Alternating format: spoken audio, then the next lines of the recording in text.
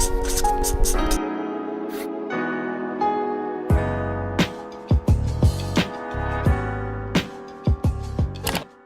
guys, what's up? It's Mansi. Welcome back to my channel. Today I'm in the mood to surpass some wisdom to you guys, as much as I've gathered in the past few years. So all the things that I'm going to mention are probably going to be related to, making or breaking a lot of decisions that you're going to make as a medical student. And I think you should consider these things because it becomes important to not, confuse yourself into thinking what others pressure you to think. Alright, so I'm not going to beat around the bush and I'm just going to get to the point.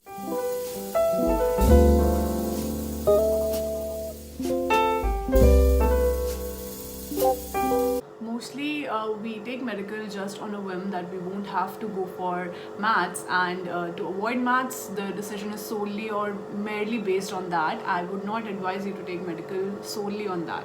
Yes, there are a lot of factors that you have to consider, and if it is one of the factors that you consider, then fine, go for medical. But if you're only going for medical just on the basis of not wanting maths, I don't think that this is going to work long term. You're not going to realize this straight away. Maybe this would be a really good decision in your mind in 11th and 12th when you won't have to go for maths. I'm only going to limit myself to the aspiring doctors. I'm not considering other fields when you think about taking medical in 11th and 12th. Of course I should consider that, but my advice is solely for the medical students who are thinking of going for MBBS. Okay, so if you're thinking about going into biotechnology, if you're going to go into nursing or any other course, then of course the decision can be based on a lot of factors. I really don't have any place in advising anyone regarding that because I don't really know much about it. So considering that, I will only stick to suggesting you, if you're thinking about going for MBBS just because you're bad at maths,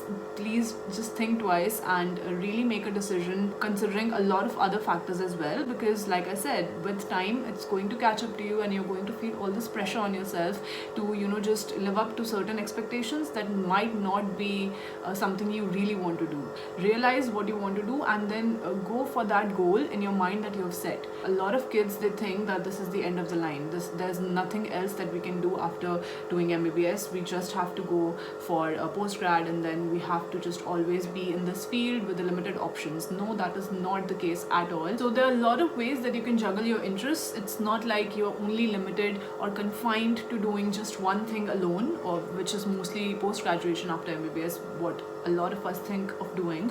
So if you don't want to do that, you can go into administrative side, for example. You can still switch on to other fields, like you can go into biotechnology after that. So you don't have to think that after MBBS there's end of options after that. So the next advice that I have for you is mainly based on the first 2 points that I told you about, the first 2 things that I mentioned. It's sort of based on that. So I would say, do not chase empty standards that society sets for you as the right idea of success. Okay, so especially for NEET aspirants, this holds big time, because most of the times what we do is we create a situation of what would be socially acceptable and the right thing to do, and then we chase that dream, not even realizing that we are not really going to go for the things that we want to do. After a while, we start becoming frustrated in our work life. I would not say take a decision on a whim, because of course you're a kid, you're still learning, you're still in the phase of learning things and experiencing things. So of course consider the opinions, consider the advice that your elders give you,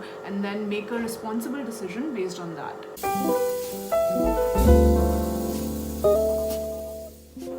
Think of what people would say about the field that you've chosen or the field that you've not chosen.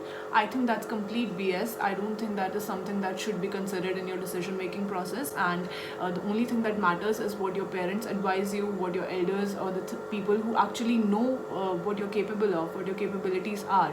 Only those are the people who are in the right place to advise you. So I say that take their advice, take their opinion into consideration, and then make a responsible decision, like I said. So I don't think that just choosing the top medical college in your list to be the goal really is healthy for everyone. Make up your mind about the individual needs and the individual expectations that you hold regarding what you're going to do later in your life. I know it sounds ridiculous, but my idea of success when I was going to crack NEET was never to get into the best medical college on basis of my needs, and my idea of success was to get into a college that had an okay or a nice infrastructure, a nice place to live, and just to be able able to also enjoy, while studying, and then balancing my life in a healthy way. That is what I strived for. That is what I wanted, and I think on a certain level I was able to achieve that because I was realistic in my goals. So what I would say is, can be a fun exercise for you right now, is to just take a piece of paper and then write down all the things that you think of in your dream college.